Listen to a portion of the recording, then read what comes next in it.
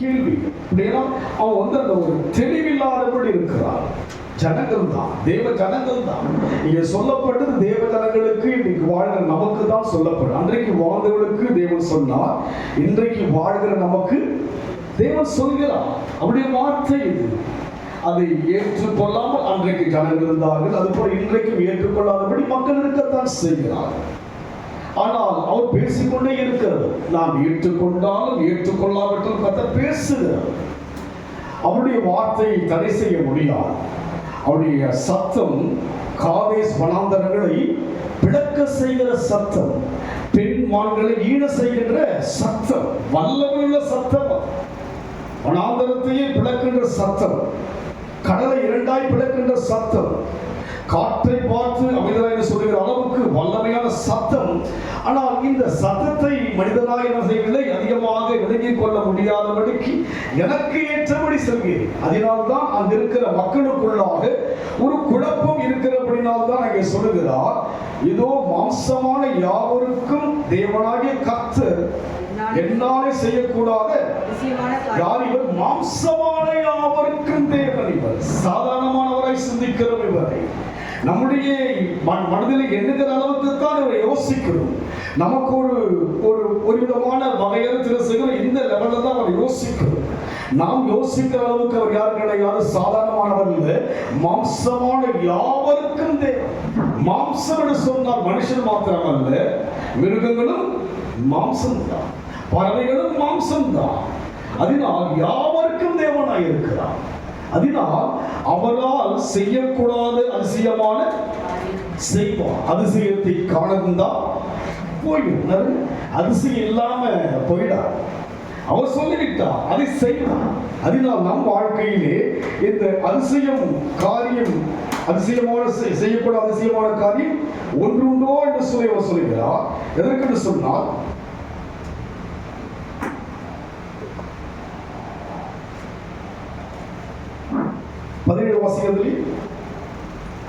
கர்த்தராகிய ஆண்டவரே, இதோ தேவரீர் உம்முடைய மகா பலத்தினாலும் மீட்டப்பட்ட உம்முடைய புயத்தினாலும் வானத்தையும் பூமியும் உண்டாக்கினீர். உம்மாலே செய்யக்கூடாத அதிசயமான காரியம் ஒன்றும் இல்லை. பாருங்கள், சொல்லுகிறார், கர்த்தாவே ஆண்டவரே, இதோ தேவரீர் உம்முடைய மகா பலத்தினாலும் நீட்டப்பட்ட உம்முடைய புயத்தினாலும் வானத்தையும், இவையெல்லாம் தெரிகிறது தான், தேவதர்களுக்கெல்லாம் தெரிகிறது தான். ஆனாலும் கூட செயல்பாட்டிலே தெரியாதபடிக்கு நம்ம செய்கிறோம், நம் வாழ்க்கையில் வாழ்கிறோம். நமக்கு ஏற்றபடி வாழ யோசிக்கிறோம். அவர் என்ன யோசிக்கிறார், அவருடைய நினைவு என்ன என்பதை நாம் புரிந்து கொள்ளாதபடி நாம் யோசிக்கிறோம். பாருங்க, இப்போ பாசப்பட்டு ஒரு குடும்பம் ஆதாரம் இது பண்ணாங்க, பட் அவங்க வரல. யோசிச்சு பாருங்க, அவங்க வரல. அவருடைய ஆதாரம் பெரிதல்ல, அவருடைய பணம் பெரிதல்ல, அவர்கள் தான் தேவனுக்கு தெரியும். அதுக்கு இன்னைக்கு பணத்தை கொடுத்துட்டா இது பண்ணுறது அப்படியே இல்லை. யோசிப்பா, அவங்க வரணும் இல்லைங்களா? அவர் வரணும். அது ஒரு ஒழுங்கு. அதுக்கு அவங்க வருத்தம் அல்ல, விலகி கொள்ள முடியா, அவங்களுக்கு புரிதோ புரியல, அது ஒரு ஒழுங்கு அல்ல. அந்த ஸ்டேட் என்ன பண்ணாங்க, செய்யறாங்க, என்ன பண்றாங்க, செய்கிறார்கள். என்ன தடையோ தினங்க, என்ன தடையோ எனக்கு கர்த்தர் இருப்பார். பாருங்க, ஏதோ ஒரு அலுவலர் இருக்கலாம், ஆனால் அது ஒரு தேவ பார்வையில் கிடையாது.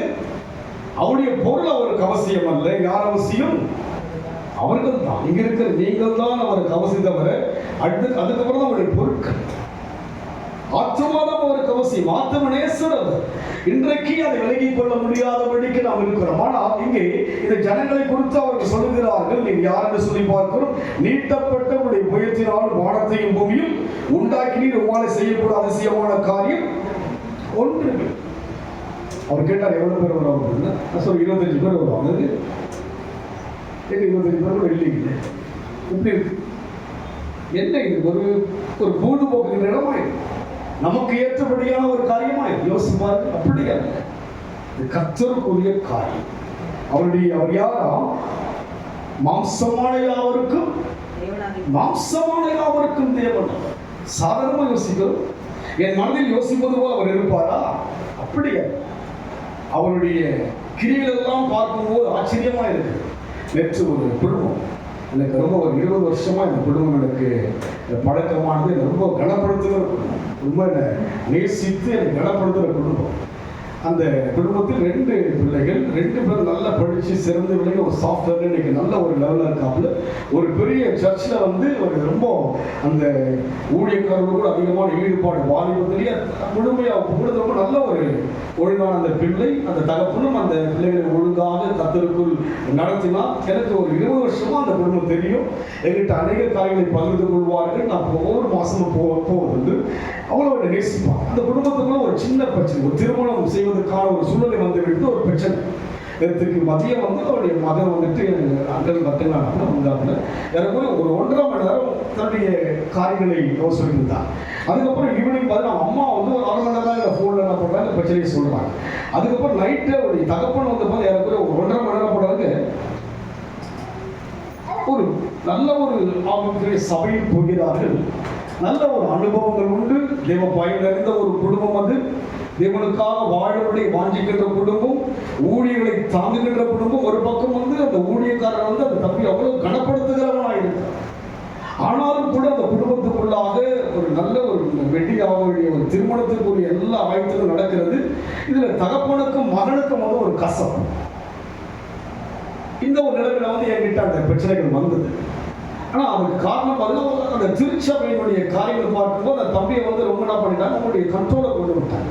தன் தகப்பனை விட தன் தகப்பனை விட ஒரு பெரிதாக எண்ணி பண்ணிட்டாங்க. அதனால ஒரு விரிசல் குடும்பத்துக்குள்ளாம். அதுக்கப்புறம் நான் அநேக காரியங்களை அவங்ககிட்ட ப்ராக்டிக்கலாக என்ன நடக்கும், என்ன சம்பவம் நடக்கும், இவ்வளவு தூரம் வளர்ந்துட்டு உன்னை வந்து கஷ்டப்பட்டு அந்த தகப்பனை படிக்க வச்சிருக்கிறாரு.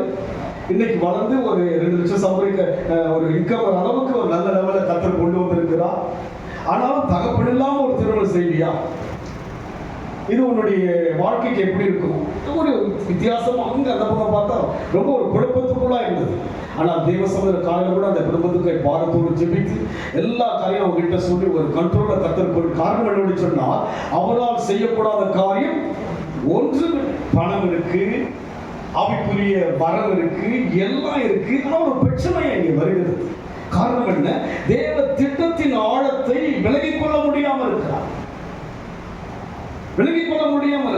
எல்லா விதமான ஞானம், படிப்பு, அந்தஸ்து, எல்லா விதமான ஹை லெவல்ல அந்த குடும்பம் இருக்கிறது. ஆனாலும் கூட அந்த முழு திட்டம் என்ன? ஒரு திருமணம் எடுத்துனால் தகப்பன், தாய், உறவுகள் எல்லாம் சேர்ந்துதான் இந்த திருமணத்தை நடத்துவது சிறந்தது. அதுதான் தேவ சித்தம். ஆனால் அதை விட்டு ஒரு பிளவு. இந்த பிளவுக்கு ஒவ்வொரு காரணங்கள் இருக்கிறது. விளங்கிக் கொள்ள முடியல. தகப்பன் இல்லாமல் இவ்வளவு கடினமா 20 வருஷமா அந்த மகனை வளர்த்து உருவாக்கி 27 வயசாக போது இந்த லெவலுக்கு அந்த படிக்க வச்சு அந்த ஏரியாவில் வந்து அந்த ஒரு கடவுள் பயந்திருந்த அந்த 2 பிள்ளைங்க நான் பார்த்துருக்கேன். சின்ன வயசுலேருந்து பார்த்துருக்கேன். அவ்வளோ பயந்துருப்பாங்க. ரொம்ப நேசிக்கிற ஒரு குடும்பம். என்ன இப்படி ஆயிடுச்சு? ஆனால் ஒரு குழப்பம். காரணம் என்ன? வேதம் அறிந்தாலும் கூட சில விளக்கங்கள் தெரியாதபடி இருக்கிறார்கள். அனுபவ ரீதி எப்படி வாழும் என்பது கிறிஸ்துவ என்பது பார்த்தீங்கன்னா அனுபவங்கள். ஜெபம், ஆராதனை, உபவாசம், காணிக்கை, இதெல்லாம் வந்து எல்லாருமே செய்கிற ஒரு காரியம். உலகத்தில் எல்லா வழிபாட்டிலும் உபவாசம் இருக்கிறது, பலவிதமான ஆராதனை இருக்கிறது, கர்த்தருக்கு கொடுக்கின்ற எல்லா காரியம் இருக்கிறது. ஆனால் அனுபவ ரீதியாக ஒரு பிரிவு, அவைக்குரிய ஒரு பெரிய சபையிலே போகிறார்கள். ஆனாலும் ஒரு பிரிவு அப்படி அந்த லெவல் முடிஞ்சிச்சு. நைட்டு அவ்வளோ நாள் அவங்ககிட்ட பேசி ஒரு சில தெளிவான காரியங்கள். அனுபவம் என்ன? நெக்ஸ்ட் லெவலில் போனால் என்ன உனக்கு? காரணம் தேவனால் மாத்திரம்தான் அதிசயத்தை. அவங்க பணத்தில் என்ன பண்ணணும், எதுவுமே செய்யவே முடியும்.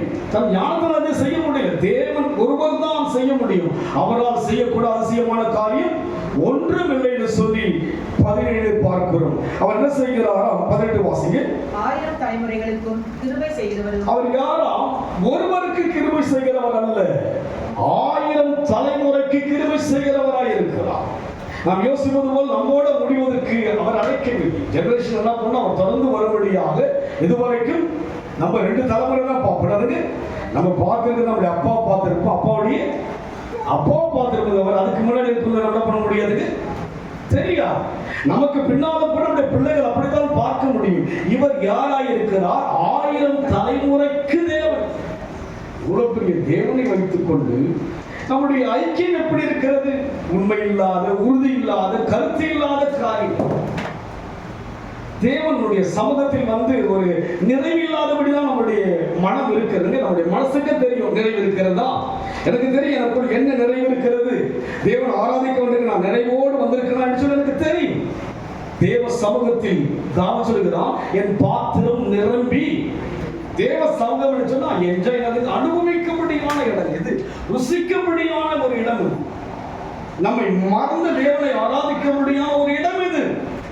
கர்த்தர் உலாவுகிறார், நல்ல தெய்வம் உலாவிக் கொண்டிருக்கிறார், கடினமானவர் அல்ல, மனதுருக்கத்தின் தேவன் உலாவுகிற ஒரு இடம்தான் தேவனுடைய சமூகம். அதனால் 1000 தலைமுறைக்கென்று கிருபை செய்கிறவனும் பிதாக்களுடைய அக்கிரமத்தை அவர்களுடைய பின்னடியார் பிள்ளைகளின் மடியிலே சரிக்கட்டுவருமாய் இருக்கிறார். கிருபை செய்கிறவருமாய் இருக்கிறார். இரண்டாவது செய்கிறார், சரி கட்டுகிறவருமாய் இருக்கிறார். சரி கட்டுறது நான் என்ன செய்கிறோம், அதுக்கு சரி கட்டுவோம். நம்ம நினைக்கிறோம் அப்படியே கிருபை இருப்பா, கிருபையும் இருக்கிறது. இரண்டாவது அதை கொஞ்சம் படிக்க please. You have mercy on thousands and send punishment for the evil doing. அதுக்கு பனிஷ் என்னது, கிருபை. மலைகள் விலகினாலும் பர்வதங்கள் அதே நேரம் இருக்கு, என்ன இருக்கு, பனிஷ்மெண்ட். ஸ்கூலுக்கு போகாம இருந்தா என்ன பண்ணுவாங்கம்மா, லேட்டாகவே போனால் என்ன பண்ணுவாங்க, வாங்க லேட்டாக இல்லை நாளைக்கு லேட்டாக வாங்க, அடுத்த வாரம் லேட்டாக வாங்க, என்கரேஜ் பண்ணுவாங்களா, என்ன பண்ணுவாங்க. இப்போலாம் ஸ்ட்ரிக்டாச்சு அடிக்கலாம் கூட டீச்சர் பண்ணப்படுறது அந்த லெவல் போகிறதால பனிஷ்மெண்ட்லாம் குறைஞ்சிச்சு. இந்த பனிஷ்மெண்ட் பண்ண வார்த்தை பிறகு கிருபை இருக்கிறது, இது வரைக்கும் இருக்கிறது 1000 தலைமுறைக்கு கிருபை இருக்கிறது. அதோடு மாத்திரமல்ல அவர்களுடைய பின்னடியார் பிள்ளைகளின் மடியிலே சரி கட்டுகிறவருமாகிய சேனையின் கர்த்தர் என்று நாமம். யாருக்கு சரி கட்டுகிறார், எனக்கு சரி கட்டலாம் கூட. யாருக்கு சரி கட்டுவார், பிள்ளைகள் கிட்ட போய். என் வழியை நான் தாங்க முடியும் தவிர பிள்ளை வழி என்ன பண்ண முடியாது, தாங்க என் வழியை தாங்க முடியும். என் பிள்ளைக்கு ஒரு வழி என்று சொன்னாங்கன்னா எங்க போறாரு பார்த்தீங்களா, தலைமுறைக்கு கிருபை செய்யறேன்னு என்ன பண்றாருங்க, இதையும் சொல்றாருங்க. வேத புத்தகம் இருபுறம் கருப்புள்ள உங்களையும் அறுக்கும் என்னை பத்தி பார்த்தீங்கன்னா ஒரு பக்கம் தான் நல்லா சாப்பிடும். ஆனா இது எப்படி வேதனைங்க, 2 பக்கமும் சாப்பாடு, 2 பக்கமானதுங்க என்னை அறுக்கும். அதனால் நம்முடைய வாழ்க்கையிலே கிருபை செய்வது மாத்திரமல்ல, பின்னடையாரின் பிள்ளைகளுக்கு மடியிலே சரி கட்டுவருமாகிய சேனை கர்த்தருடைய நாமும் வல்லமையும் உள்ளது. சிம்பிளா யோசிக்கணும். நம்மளா பண்ணா அதை வந்து ஒரு பெருசா என்ன பண்ண, அதை பத்தி ஒரு பாரம், அதை பத்தி ஐயோ மிஸ் பண்ணிட்டேன்ற ஒரு எண்ணங்கள் நமக்கு வருது. நமக்கு அதை தள்ளி போட்டு நான் பண்ணுங்க கிராஜுவலா போயிட்டே இருக்கு. கடவுளை வந்து அந்த ஒரு ஆழமான ஒரு ஸ்தானத்துக்குள்ள கொண்டு வராம பண்றோம், அதெல்லாம் தள்ளிட்டு போயிட்டே இருக்கு. ரொம்ப சிம்பிளா கர்த்தர்கிட்ட உறவாடும். அது பின்வரும் காலங்களில் பாதிப்பு என்பது நமக்கு தெரிவது கிடையாது. இவ்வளவு பெரிய தேவன் வந்து தன்னை குறித்து சொல்லுகிறார், நான் மகத்துவம் உள்ளவர், நான் சேனைகளின் கர்த்தர், கிருபை உள்ளவர், அதை என்ன செய்கிறேன், சரி கட்டுகிறவர், கர்த்தர் என்னும் நாமம் உள்ள மகத்துவம் வல்லமை உள்ள தேவன். வல்லமை உள்ள தேவன். ஒரு ஸ்டேட் ஒரு முதல்வர் ஆளுநருக்கு அவருக்கு அந்த பவர் கிணறுக்கு, அவருக்கு அந்த பவர் இருக்கு. எதையும் அவரால் என்ன பண்ண முடியும், செய்ய முடியும். அது போல தேவன் உலகத்தில் எல்லாவற்றையும் செய்யத்தக்கதான வல்லமை உள்ளவர் என்பதை நாம் முதலாவது புரிந்து கொள்ள வேண்டும். அவருடைய மேன்மையான சாணங்கள் என்னவென்று சொல்லி நாம் புரிந்து கொள்ள வேண்டும். புரியாதபடிக்கு நம்ம ஆராய்ச்சிக்கிட்டு நம்ம என்ன பண்றாங்க, நமக்கு ஏற்றபடி சரி கட்டுகிற ஒரு தேவனாயும் இருக்கிறார், கிருபை செய்கிற தேவனாயும் இருக்கிறார், இரக்கம் செய்கிற தேவனாயும் இருக்கிறார், உருக்கத்தின் தேவனாயும் இருக்கிறார். அதே நேரம் என்ன செய்கிறார், சரி கட்டுமா. எவ்வளவு காலம் யோசிச்சு பாருங்க. அப்ப எல்லாரும் யாருன்னா அவரு எதுவுமே இரக்கமாவே இருப்பாருன்ட்டு உலக மக்கள்லாம் யோசனை எல்லாரும் வந்துருவாங்க. அவர் சரி கட்டுகிறவராயும் இருக்கிறார். உனக்கு விரோதமாய் எழுப்புகிற எந்த ஆயுதம் மற்றவர்களையும் அவர் சரி கட்டுவார், நம்மையும் அவர் சரி கட்டுவார். குடும்பத்தில் அவ்வளவு பிரச்சனைகள், ஞானத்தோட செயல்பட்டா சிறப்பான பண்ண முடியாது, திருமணம் முடியும். எல்லாம் பணம் இருக்கு, அந்தஸ்து இருக்கு, எல்லாம் இருக்கு. ஆனா கருத்து வேறுபாடு இருக்கிறது. கர்த்தர் என்ன சொல்லுகிறார், ஒரு தகப்பன் ஸ்தானத்தில் இருக்கிறவன் என்ன செய்ய வேண்டும், ஒரு மகன் ஸ்தானத்தில் என்ன செய்ய வேண்டும், இவையெல்லாம் போதனைகள் போதிக்கப்பட்ட. ஒரு கணவன் என்றால் என்ன செய்ய வேண்டும், ஒரு மனைவி என்றால் என்ன செய்ய வேண்டும், பிள்ளை என்றால் என்ன செய்ய வேண்டும், பெற்றோர் என்றால் என்ன செய்ய வேண்டும், ஒரு நன்மனிதத்தில் எப்படி வாழ வேண்டும் என்று இவையெல்லாவற்றையும் சொல்லியிருக்கு. 3 பேரும் பேசினாங்க. என்னதுக்கு? ஒவ்வொருத்தரும் அவங்களுக்கு தெரியாம இவங்க பேசுறாங்க, இவங்களுக்கு தெரியாம 3 பேர் என்கிட்ட வராங்க. நான் சொல்றேன் ஒரே வார்த்தை, நான் எல்லாருக்கும் வேணும். யாருக்கு? அந்த தம்பி, நீ எனக்கு வேணும், உன்னுடைய அப்பாவும் எனக்கு வேணும், உன்னுடைய அம்மாவும் யாருக்கு விரோதமாக என்று சொன்னால் நமக்குள்ள இருக்கிற தேவ உணர்வை என்னால் புரிந்து கொள்ள முடிகிறது. அதை பிரிக்கவோ அந்த அவர் போகின்ற காலத்தில் கொஞ்சம் விகர்க்கமா இருக்கிறது. அங்க டீச் பண்ணது அந்த அந்த பிள்ளைக்கு அந்த மகனுக்கு ஒரு வித்தியாசமா இருக்கு. அதனால திருமணம் ஒரு குழப்பத்துக்குள்ள போகிறது. பணம் இருக்கு, எல்லாம் இருக்கு, ஆனால் ஒரு போதனை நிமித்தமாக செய்கிறது குழப்பம். அது பிராக்டிக்கலா இப்படி இருக்குப்பா, நாளைக்கு உன்னுடைய அப்பாவே எல்லாமே நீ திருமணம் பண்ணிட்டீங்கன்னா அது ஒரு மனவேதனை தான். அந்த இடத்துல போய் இந்த சாட்சி சொல்லிட்டு எல்லாரையும் கூட்டு பண்ணது தகப்பன் எங்கே யோசிப்பாரு. உன்னை 26 ஆண்டுகளாக காப்பாற்றி இந்த லெவல் ஹை லெவல்ல படிக்க வச்சு அந்த ஊர்ல அந்த ஒரு சிறந்த பிள்ளைகளை உருவாக்குறாரு அந்த தகப்பன் எங்க. அதுக்கு என்ன பதில் சொல்லுங்க? நடத்துகிறவன் என்ன சொல்லுவார், ஜனங்கள் என்ன சொல்லுவார் என்று சொன்னால் இவர் யார் என்றால் 18-19 வாசிங்க. யோசனையிலே பெரியவரும் செயலிலே வல்லவர். சிம்பிளா நினைக்காதீங்க. யோசனை யாருங்க? அவர் யோசனை பெரிதானது, செயலிலே செயல்பட்டான சரியா செய்யும். மக்களை அழைத்துக் கொண்டு வருகிறார், வனாந்தரத்தில் கொண்டு வருகிறார். 40 வருஷம் செயல்பட்டார். அவரு கால்கள் வீங்கினதா? கால்கள் வீங்கவில்லை. பாதரட்சை கீழ்ந்ததா? பாதரட்சை கீழ்ந்து போகவில்லை. வானத்தின் மண்ணாவை காரணம் என்ன? அவர் செயல்படுகிற வனாந்தரத்திலே விட்டு விட்டாரா? விலகி விட்டாரா? மாறிவிட்டாரா? மறந்து விட்டாரா? சோர்ந்து விட்டாரா? சலித்து விட்டாரா? இத்தனை ஆண்டுகள் என் வாழ்க்கையிலே அவர் சலித்ததாக நான் பார்க்க முடியாது, அவர் சோர்ந்ததாக நான் பார்க்க முடியாது.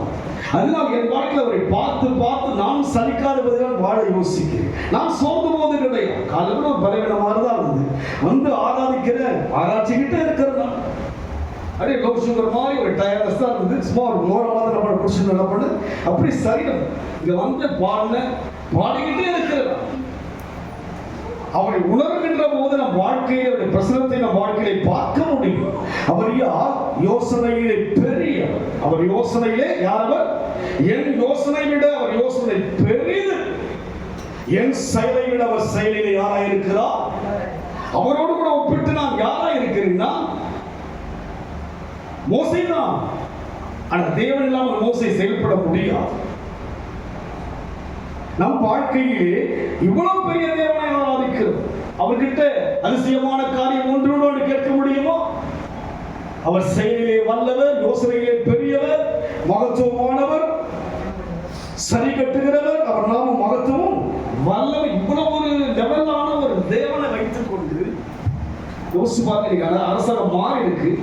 பழைய சிஎம்ஆல என்ன செய்ய முடியும்? பணம் அவரை விட அதிகமாக என்ன செய்ய முடியும்? ஒண்ணு செய்ய காரணம் என்ன? அந்த ஆளுமைக்குள்ள ஒரு நபராக இருக்கிறபடினாலே என்ன செய்ய முடியும் அவரால் ஒன்று. அப்போ மனுஷனுக்குள்ள ஏற்றத்தாழ்வு இருக்கும் போது இவர் யோசனையிலே பெரியவர், இவர் மகத்துவமான தேவனை ஆராதிக்க என் மனதிலே எந்த அளவுக்கு இவரை யோசிக்கிறேன். இருதயத்தின் நிறைவால் தான் வாய் பேசும், வாய் மூலமாக தான் செயல்படும். இங்க நான் பார்க்கும்போது அதான் அவர் சொல்லுகிறார். அதே அதிகாரத்தில் வாசிப்போம். 20 வாசி. இஸ்ரவேலிலும் மற்ற மனுஷர்களுக்குள்ளும் இந்நாள் வரைக்கும் விளங்குகிற அடையாளங்களையும் அற்புதங்களையும் தேவரீர். 19 வாசி. அதிலே யோசனையிலே பெரியவரும் செயலிலே வல்லவருமாய் இருக்கிறீர். அவனவனுக்கு அவனவனுடைய வழிக்கு தக்கதாகவும் அவனவனுடைய கிரியைகளையும் அவனவனுக்கு எனக்கு ஒரு வழி, உங்களுக்கு ஒரு வழி. அதுக்கு உங்க வழியும் என் வழி அல்ல, எங்கள் வழியும் அவன். நான் என்ன செய்கிறேனோ அதற்குரிய பலன் எனக்கு. அதுக்கு நான் தேவனுக்கு என்ன செய்கிறேன்? அவனவனுக்கு தக்கதாக, அவனுடைய வழிகளுக்கு தக்கதாக, அவனுடைய கிரிகளுக்கு பலன் தக்கதாக அளிக்கும்படிக்கு உடைய கண்கள் மனுபுத்தினுடைய எல்லா வழிகளிலும் எல்லா வழியும் நோக்கி பார்க்கிறது. நான் என்னவா யோசிக்கிறேன்? தேவனை நான் ஆராதிக்க வந்திருக்கிறேனே. எப்படி வந்திருக்கிறேன்? நான் தேவ சமூகத்துக்கு எந்த உணர்வோடு வந்திருக்கிறேன்? இருக்கிறார், அவரை புகழ வந்திருக்கிறேன், பாட வந்திருக்கிறேன், கண்கள் என்ன செய்கிறது? எல்லா வழிகளையும் நோக்கி பார்க்கிறது. ஒரு குறிப்பிட்ட பார்வை உள்ளவர் அல்ல, இங்க இருக்கிற எல்லா மனதையும் பார்க்கிறவர். என் மனது உனக்கு தெரியாது, உங்கள் மனது எனக்கு தெரியாது. அவர் எல்லாருடைய மனதையும் ஒரு இடத்திலிருந்து பார்க்கிறவர். இந்த குறிப்பிட்ட இடம் மாத்திரம் அல்ல, உலகம் முழுமையோட கண்கள் உலாவிக் கொண்டிருக்கிறது. வார்த்தைகள் ஆம் என்றும் சொன்னதுதான், மாற்று கருத்து கிடையாது. கிருபை உள்ளவர் தான் அதே நேரம் எனக்கு பதில் அளிக்கிறவராய் இருக்கிறார். நான் அநேக காரியங்களை பார்த்திருக்கிறேன், பதிலை பெற்றவரை நான் பார்த்திருக்கிறேன். அதனால் நம் வாழ்க்கையிலே அவர் என்ன செய்கிறார்? நம்முடைய கிரிகளுக்கு தக்கதாக, அவனுடைய கிரிகளின் பலனுக்கு தக்கதாக அளிக்கும்படிக்கு உங்களுடைய கண்கள் மனதுடைய எல்லா வழிகள் மேலும் நோக்கமாக அதிசயத்தை செய்ய போகிறார். ஆனால் அதற்குள்ளாக கிரிகளுக்கு தக்கதான பலனை கர்த்தர் கொடுப்பார். நான் என்ன செய்கிறேன்? தேவனுக்காக என்ன செய்கிறேன்? நான் தேவனுக்காக அதை கர்த்தர் பார்க்கிறார். என்னுடைய பிரகாரம் அல்லங்க, அவர் என்ன நினைக்கிறாரோ அதை நான் செய்யறது. இந்த ஊழியம் அவர் என்ன நினைக்கிறாரோ அதை நான் செய்யறது. இதுவரைக்கும் அப்படித்தான் நடத்தி கொண்டு போகிறார். நான் நினைத்தபடி அல்ல, அவர் நினைத்தபடியே நடத்தி கொண்டு வருகிறார். பொறுமையா போயிட்டு எனக்கு தெரியும், அவர் எதுவரைக்கும் நடத்துவார், அவர் நடத்தட்டும், நான் நடத்தக்கூடாது. யாருடைய இடம் இது? என் சொந்த இடமா இது? யாருடைய இது? யோசிப்பாருங்க. நான் இந்த இடத்துக்கு கொடுத்து அந்த நபரிடத்தில் பேசுகின்ற போது அவர் நல்ல ஹை லெவலில் இருக்கிறாங்க. அவர்கிட்ட நெருக்கமான ஒரு பழக்கம் உள்ளவன் அல்ல. ஆண்டவர் சமூகத்தில் ஒரு ஃப்ரெண்ட்லியா பழகினார், அவ்வளவுதான். அந்த என்னுடைய பாரங்களை சொல்கிறேன். இப்படியாக நடத்துகின்ற அந்த வீட்டில் சபை முடிய போகிறது, அந்த வீட்டை காலி பண்ண சொல்லிட்டாங்க. என்ன செய்வது என்று தெரியல. எல்லாவற்றிலும் ஒரு பர்சன் ஆகிறது. அவருக்கு நான் சந்திக்கும் போது அவருக்கு ஒரு 38 வயது 40 வயசு கூட தான் இருக்கும். ஒரு நல்ல லெவலில் இருக்கிறாரு. எல்லாவற்றிலும் ஒரு உயர்ந்த ஒரு ஸ்தானத்தில் இருக்கிறாரு. படிப்பிலே, பணத்திலே எல்லாவற்றிலும் உயர்ந்திருக்கிறார். ஜாதியில் கூட உயர்ந்தவர். யோசிப்பார்கள், யார் செய்வார்? யார் செய்ய முடியும்? இந்த இடத்தை எப்படி கொடுக்க முடியும்? சொல்லுங்க பார்க்கலாம். 19 வருஷமா நடத்தி கொண்டு வருகிற எப்படி இது? இது யாருடைய காரியம்? யோசனையில் பெரியவரும் செயலில் வல்லவர் செயல்பட்டபடினால்தான் இந்த திக்கற்றவன் இன்றைக்கு இந்த ஊழியத்தை செய்து கொண்டு வருகிறேன். உங்கள் பார்வைக்கு எப்படியோ, ஆனால் அவர் செயல்படாவிட்டால் இடத்தில் நிற்க முடியாது. உங்கள் யோசனை எப்படியோ, அவர் செயல்படாவிட்டால் இதுவரைக்கும் நடத்தி கொண்டு போக முடியாது. அவர் யோசனையில் பெரியவரும் செயலிலே என் கிரிகளுக்கு தக்க பலன். அன்றைக்கு நான் வாடினேன், வருந்தினேன். ஆண்டவரே, ஒரு இடமில்லை ஐயா, என்ன செய்வது? உமக்காக ஓடி வந்தேன், உம்மை அழைத்து வந்தேன், ஒவ்வொன்றாக படிப்பை நடத்தினேன். எங்கே? இந்த சென்னை சிட்டிக்குள்ள யார் கொடுப்பாங்க? யோசிப்பாரு. யாரால கொடுக்க முடியும்? நாம் கொடுக்க யோசிப்போமா? யார்? உறவா? பணத்திலே, படிப்பிலே, அந்தஸ்திலே அவர்கிட்ட நிற்க முடியாது. நான் யோசிப்பேன் அப்படியாகத்தான். உங்கள் யோசனை எப்படி? நான் யோசிப்பது அப்படிதான். என்னை தாழ்த்துவதுதான் என் யோசனையாக இருக்கும். நான் உண்மையா அந்த அனுபவம், கர்த்தருடைய அந்த ஆழமான அந்த மன்னிப்பை, கிருபையை என் வாழ்க்கையில் உணர்ந்தபடியினால எல்லா இடத்திலும் விட்டுப்படுத்த போய்விடுவேன். எனக்கு தெரியும், நான் விட்டு கொடுத்தா வாழ வேண்டும் என்று தேவ சித்தம். அதனால்தான் அவர்களுடைய மனமுகம் பண்ணாது. அவர் மாத்திரம் அல்ல, அவர் மாத்திரம் சம்மந்தம் கிடையாது. இந்த இடத்துல 3 மகள்கள் இருக்கிறாங்க. 3 பேரும் ஒத்துழைச்சாதான் மேல கட்ட முடியும். யோசிச்சு பாருங்க. யோசிக்கிறேன், இந்த இடத்துக்கு எப்படி கிடைச்சிட்டாங்க? இன்னைக்கு அவரோட கூட ஒரு 20 வருஷமா நட்பு அவர்கிட்ட. அன்றைக்கு நான் சும்மா கொஞ்ச நாள் பழக்கம் வளர்ந்தான். அப்படி இப்போ நெருங்கி பழகிறமா இன்னைக்கு பழக்கம் கிடையாது, அவ்வளவு கிடையாது. ஆனால் அதுக்கு பின்னால் தெரிகிறது அவங்களுடைய துணைவி. அவங்க ஒரு பிசினஸ் பார்த்து சொன்னாங்க, வாஸ்து உங்களுக்கு இந்த இடத்த கட்டி கொடுக்கணும்னு கர்த்தர் நடத்தினார். தேவன் யோசிக்காவிட்டால் நான் நிற்க முடியாது. யோசித்தவர் மகத்துவமானவர், யோசித்தவர் வல்லமை உள்ளவர். அதனால வாழ்க்கையில இருக்கும் வரைக்கும் நான் சந்தோஷமா செய்வேன். எது இருந்தாலும் சரி, இல்லாம அவர் இருக்கிறார், மகத்துவமானவர் ஆராதிக்கிறார். வெளிச்சோடைகளாக கவலை நான் உணர்ந்து தேவன் ஆராதிக்கிறேங்க. நான் ருசிக்கிறேன், நான் மகிழ்கிறேன், நான் சுவைக்கிறேன் தேவன். இத்தனை ஆண்டுகள் என் வாழ்க்கை, என் தனிப்பட்ட நான் யோசிப்பேன், என் வாழ்க்கை எப்படி தேவன் நடந்து கொண்டு வந்தார், என் கிரியை கொஞ்சமாவது அவருக்கு உகந்ததா இருந்தபடினால்தான் இன்றைக்கு இந்த ஊழல் நடக்குது. என் கிரியை குறை இருந்திருக்கலாம், குற்றம் இருந்திருக்கலாம், தேவனை நோவடிக்கின்ற நோக்குதல் இருந்திருக்கலாம். ஆனாலும் ஏதோ ஒரு கிரியை என்னை நடத்தி கொண்டு இன்றைக்கு நீங்க கேட்கிறீங்க தேவ செய்தி. இல்லவிட்டால் கேட்க முடியாது. அவர் கிரியை செய்யாவிட்டால், எனக்கு அவர் பலன் கொடுக்காவிட்டால் இந்த இடம் இருந்திருக்காது. இதோடு முடிவதல்ல, அதிசயத்தை காணத்தான் செய்வார். நான் காத்து கொண்டுதான் இருக்கிறேன். நாம் யோசிப்பது போல அவர் செய்வார். எவ்வளவோ செய்து கொண்டு வந்தார். என் பாருடைய ஊழியப்பால் எவ்வளவு மக்களை சந்தித்து கொண்டு வந்திருக்கிறேன், எவ்வளவோ ஜனங்களுடைய வாழ்வை சந்தித்திருக்கிறேன். அந்த நேரத்துக்கு எப்படியெல்லாம் நடத்த வேண்டும் அப்படியெல்லாம் கர்த்தர் நடத்தி கொண்டுதான் வருகிறார். அதற்காக அதிகம் என்று நாம் கேட்பது கிடையாது, குறைவு என்று நமக்கு சோர்ந்து போவதும் கிடையாது. அவர் நடத்துகிறாரா? என் செய்கை என்ன? இன்னைக்கு பார்க்கிறார், என் செய்கை என்ன? பலவீனம் இருந்தாலும், பலவிதமான பிரச்சனை இருந்தாலும் அதை தள்ளிவிட்டு என் செய்கை தேவனுக்கு சிறப்பாக இருக்க பிரயாசப்படுகிறேன், முயற்சிக்கிறேன். நான் முழுமை அடையவில்லை, நான் முற்றிலும் தேடினவனாக எண்ணுவதும் கிடையாது. அதனால் நம் வாழ்க்கையை ஒரு செய்யத்தக்கதாக படியுமா? அதை சீக்கிரம் படிக்கும். யோசனையிலே பெரியவரும் செயலிலே வல்லவருமாய் இருக்கிறீர். அவனவனுக்கு அவனுடைய வழிக்கு தக்கதாகவும் அவனவனுடைய கிரியைகளின் என் வழிக்கு தக்கதான கிரியைகளுக்கு நம்மளுக்கு பலனை அளிக்கிறவர். அதை இன்னும் சற்று ஆழமாய் புரிந்து கொள்ளும்படியாக யாக்கோபு புத்தகம் 2ஆம் அதிகாரம் 23 வாசிங்க.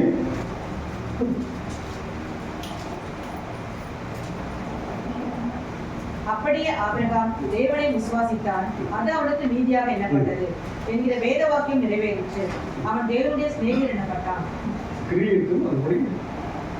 ஆதலால் 24 ஆதலால் மனுஷன் விசுவாசத்தினாலே மாத்திரமல்ல கிரியைகளினாலேயும் நீதிமாக்கப்படும்படியாக விசுவாசம் மாத்திரமல்ல, என் செயல்கள் தான் தேவன் எதிர்பார்க்கிறார்.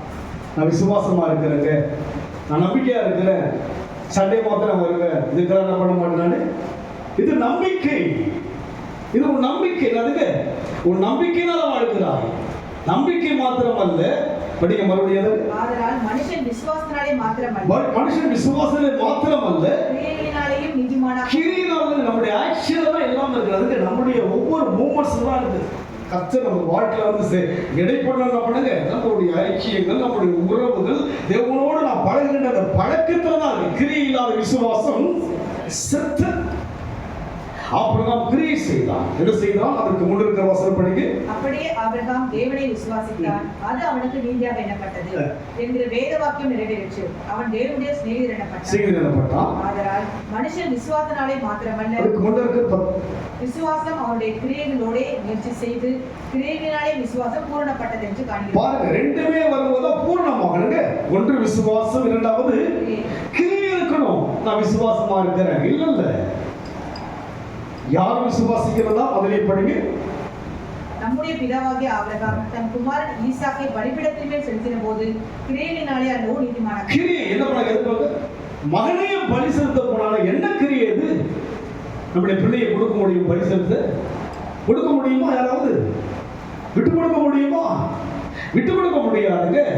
நான் நேசிப்பதை விட்டு கொடுக்கவே முடியாது. இதுதான் கிறிஸ்துவ வாழ்க்கை. நான் நேசிப்பதை என்ன பண்ண முடியாதுங்க? சொல்லுங்க சொல்லுங்க.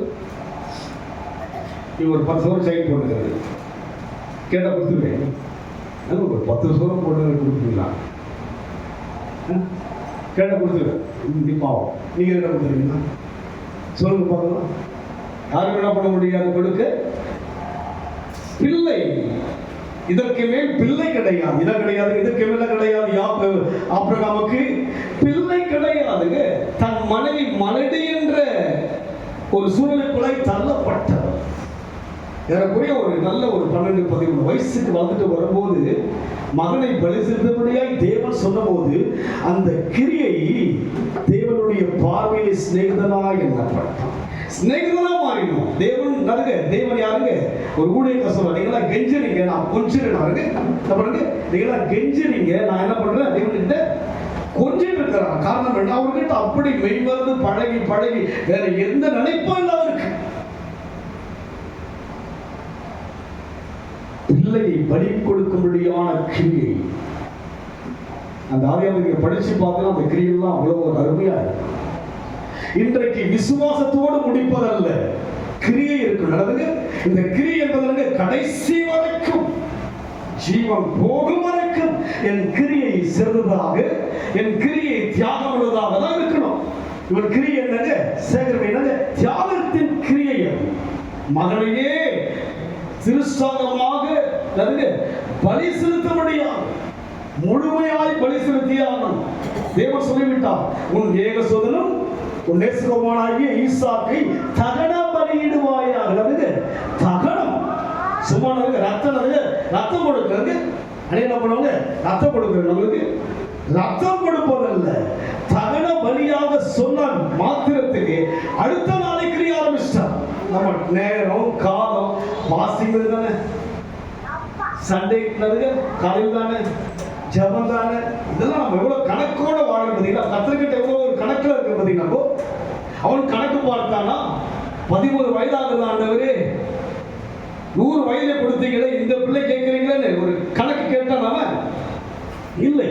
அவன் கிரியை தேவனுக்கு நீதியாக மாற்றப்பட்டது, நீதியாக மாற்றப்பட்டது. அதனால் நம் வாழ்க்கையிலே இது அவசியமா இருக்கிறது, கிரியை அவசியமா இருக்கிறது. அந்த கிரியை தக்கதான பலனை கர்த்தர் கொடுக்கிறார். தொடர்ந்து வாசிங்க.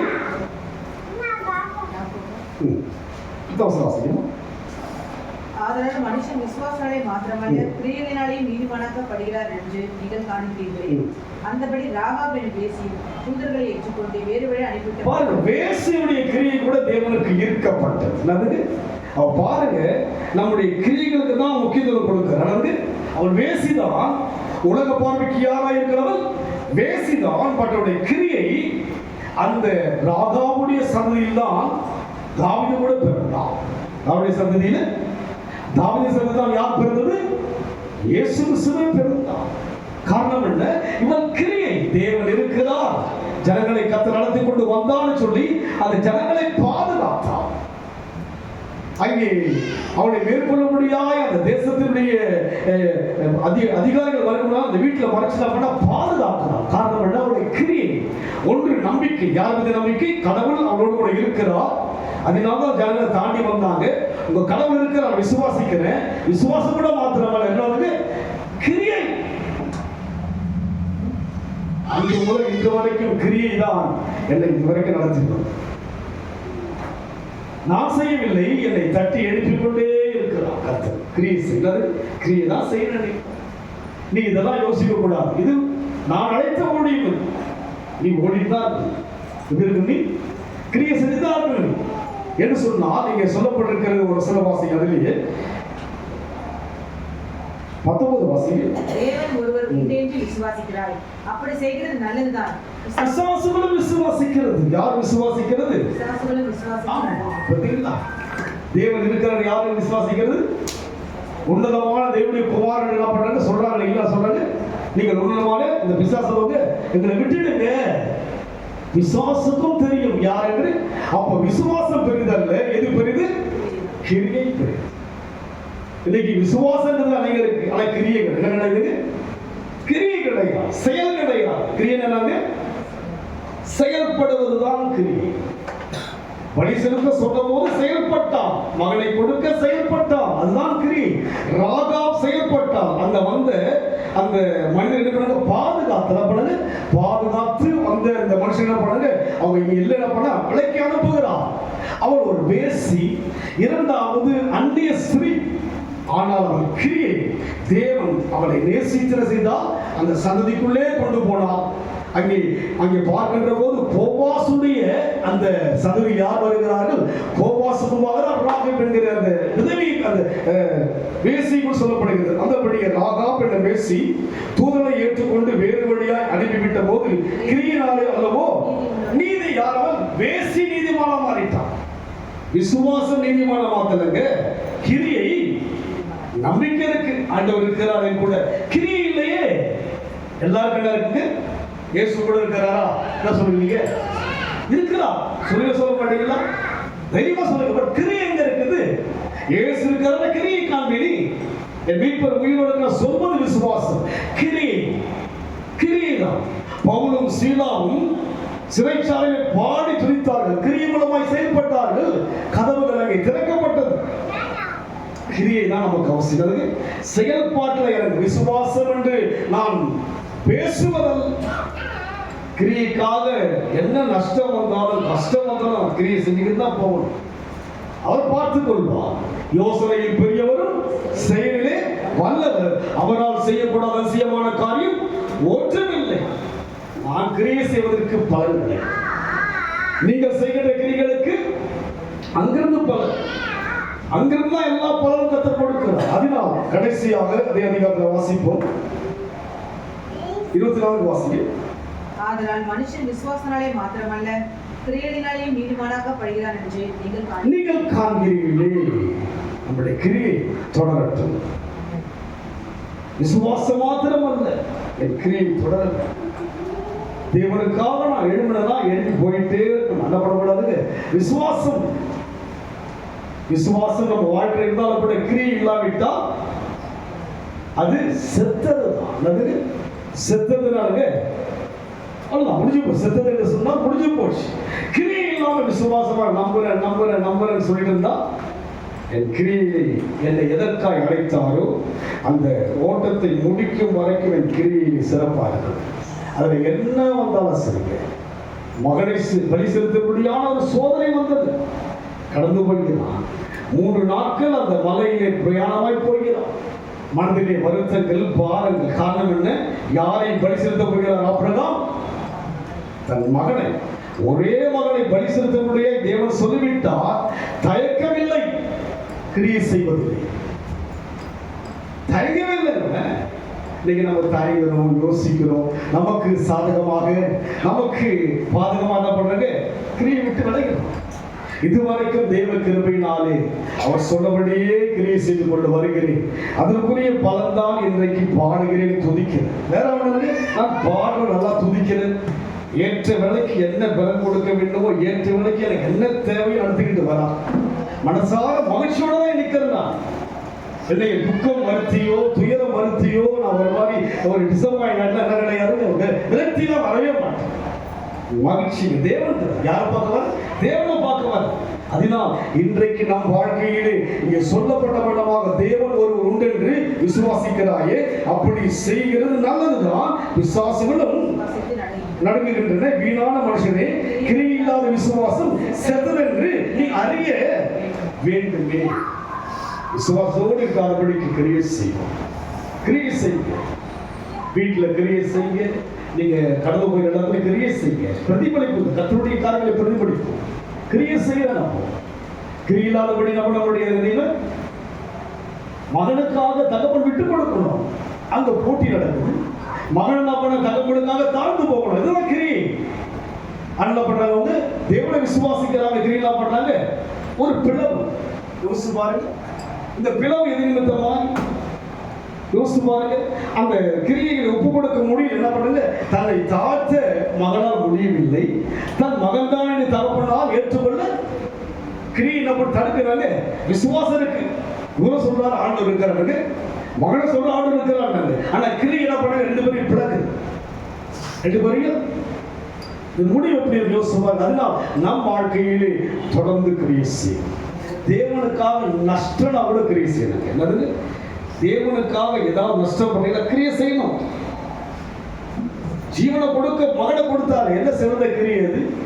நம்ம யோசிக்கலாம் கூட. தேவனா சொல்லிட்டாங்க செய்யணும், அவ்வளவுதான். நம்ம என்ன பண்ணக்கூடாதுங்க? இப்படி அப்படி அவர்கிட்ட போய் என்ன பண்ணக்கூடாதுங்க? நம்மளுடைய காரியங்களை விலக்கி பேசவே கூடாது. அவருக்கு எல்லாமே அவருக்கு விலகு. அதனால் நாம் கிரியை செய்யத்தக்கதான மக்களை ஒப்பு கொடுப்போம். அவர் நிச்சயம் அதிசயத்தை தேவன் செய்ய வல்லவராக இருக்கிறார். அதிசயத்தை செய்வார். நிச்சயம் நடக்கும். ஆண்டவர் செய்ய விரும்புகிறார். ஒப்பு கொடுப்போம். அன்பின் ஆண்டவரே, நாங்கள் சொற்ப ஜனங்கள் தான். என் நடுவில் ஒரு பெரிய தேவன் வந்திருக்கிறீங்க, பேசி இருக்கிறீங்க. என் செய்கைக்கு தக்கதான, என் கிரிகளுக்கு தக்கதான ஒரு பலனை எங்களுக்கு சொல்வதற்கு சோத்திரம். அதனால் தொடர்ந்து எங்கள் செய்கையும் எங்கள் கிரியைகளும் தேவனுக்கு உதவாக இருக்கும். நாங்கள் செய்வது தேவனுக்கு, நாங்கள் செய்வது ஒவ்வொன்றும் தேவனுக்கு. மனுஷனுக்கு அல்ல. தேவனுக்காக செயல்படும் போது அதற்குரிய பலனை நாங்கள் நிச்சயமாய் பார்த்தோம். மறந்து போக மாறி போக நீ மனுஷன் அல்ல. எங்கள் வாழ்விலே நாங்கள் செய்கிற செயலுக்கெல்லாம் பதில் கொடுக்க விரும்புகிறீர். அதற்கை சோதரும் விசேஷமாக இந்த ஊழியத்தை ஆண்டவரே இந்த நாளிலே இந்த உபவாசம் கொடுத்துக்கென்று அந்த ஆகாரங்களை கொடுத்து அந்த குடும்பத்துக்காக நன்றி செலுத்துகிறோம். அவர்கள் சூழ்நிலை உமக்கு தெரியும். ஆனாலும் அந்த குடும்பத்தை ஆசீர்வதிங்க, என் பிள்ளைகளை ஆசீர்வதிங்க, வந்திருக்கிற ஒவ்வொரு தேவ ஜனங்களையும் ஆசீர்வதிங்க ராஜா. அருமையான அஷபுடைய அப்பாவுக்காக ஜெபிக்கிறோம். சகோதரி மனிதவுக்காக மருமகளுக்காக ஜெபிக்கிறோம். ஆண்டவரே அதே போல கர்த்தாவே அருமையான ஆண்டவரே கிறிஸ்துவின் மூத்த மகளுக்காக ஆண்டவரே அவருடைய மகளுக்காக வாலிப பிள்ளைக்காக ஆண்டவரே கர்த்தாவே கலைக்காக ஜெபிக்கிறோம். ஆண்டவரே விக்கிக்காக ஜெபிக்கிறோம். நர்மதுக்காக ஜெபிக்கிறோம். ஆண்டவரே எப்சிக்காக ஜெபிக்கிறோம். பிரபாக்காக ஜெபிக்கிறோம். ஆண்டவரே பார்வசிஸ்டுக்காக ஜெபிக்கிறோம். ஆண்டவரே குடும்பத்துக்காக ஜெபிக்கிறோம். ஆண்டவரே அப்பா ரோஷனுக்காக ஜெபிக்கிறோம். ஆண்டவரே சின்ன குழந்தைக்காக ஜெபிக்கிறோம். ஆண்டவரே பிதாக்காக ஜெபிக்கிறோம். வந்திருக்கிற ஒவ்வொரு மீதுமுடைய கிருபை இறங்குவதற்காக நன்றி செலுத்துகிறோம் ஐயா. இந்த நாளிலே வந்ததற்குரிய அர்த்தத்தை காண்பிக்கிறார். தேவனை தேடினால் அதனுடைய பலன் என்ன என்பதை சுட்டி காண்பித்து ஒரு அற்புதத்தை அமர்ந்திருக்கிற ஒவ்வொருக்கும் செய்யக்கூடிய ஒப்பு கொடுக்கிற ஐயா. நீங்க பொறுப்படுத்திக் கொள்ளுங்க, ஆசீர்வதிங்க இயேசுவின் நாமத்தில் பிதாவே, ஆமென். என் ஆத்துமாவே கர்த்தரை ஸ்தோத்திரி, என் உள்ளமே நாமத்தை ஸ்தோத்திரி. என் ஆத்துமாவே கர்த்தரை ஸ்தோத்திரி, கர்த்தர் செய்த சகல உபகாரங்களையும் மறவாதே. நம்முடைய கர்த்தராகிய இயேசுவின் கிருபையும் பிதாவாகிய தேவனுடைய அன்பும் பரிசுத்த ஆவியின் ஐக்கியமும் நம்மை கர்த்தர் வருகை மட்டும் நினைக்கும் இருப்பதாக.